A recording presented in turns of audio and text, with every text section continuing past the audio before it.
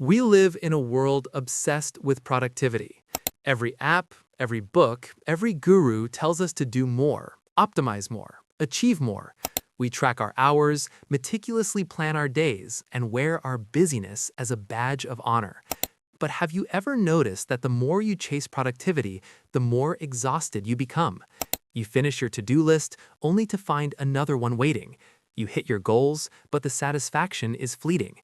What if the entire premise of modern productivity is fundamentally flawed? What if doing more is actually preventing you from achieving what truly matters? It's time to stop trying to be productive and start being effective. Our society has conflated busyness with importance. We often feel guilty if we're not constantly working, checking emails, or engaging in some form of productive activity. This creates an illusion. The more frantic you are, the more valuable you must be. But busyness is often just a sophisticated form of procrastination. We fill our days with low-value tasks that make us feel active, but don't move the needle on our most important goals. We mistake motion for progress. True progress, however, rarely feels frantic. It often looks like deep focus, thoughtful contemplation, or even quiet stillness. The to-do list, a sacred relic of productivity culture, often becomes its own worst enemy. We fill it with dozens of items, creating an immediate sense of overwhelm. We then cherry-pick the easiest tasks, getting a temporary dopamine hit from checking them off, while the truly impactful, challenging work lingers at the bottom. This isn't productivity, it's a game of self-deception.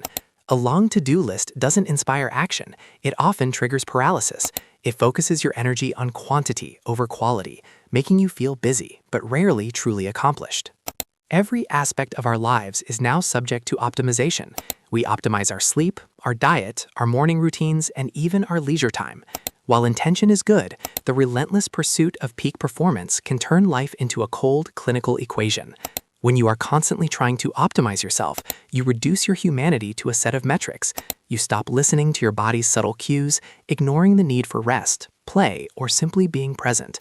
This obsession with optimization often leads to burnout, anxiety, and a profound disconnect from the very joy you are trying to produce. This is the core distinction: activity versus action. Activity is doing things. Action is doing the right things. Most productivity methods focus on activity, how many tasks you can complete, how many hours you can put in. But effectiveness is about strategic action, identifying the 20% of effort that yields 80% of the results. It's about being ruthless in cutting out the non-essential.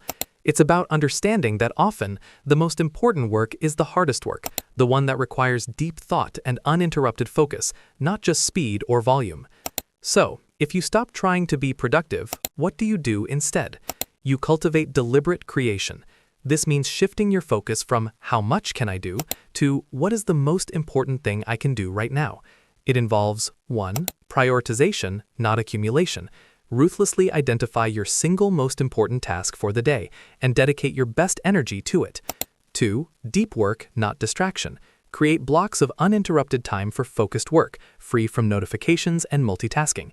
3. Strategic inaction. Recognize that sometimes the most effective thing you can do is to stop, reflect, and allow space for new ideas to emerge. This isn't laziness, it's intelligent design. 4. Embrace constraints. Limit your options. When you have fewer tasks, you are forced to choose the most impactful ones. The goal isn't to be a human doing, it's to be a human being who does things that matter. Stop letting the tyranny of the urgent overshadow the importance of the essential.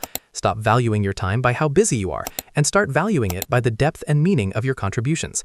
The next time you find yourself trying to be productive, pause. Ask yourself, is this truly important, or am I just avoiding the discomfort of doing the work that actually scares me? Choose wisely, because your time isn't just a resource to be managed, it's the currency of your life.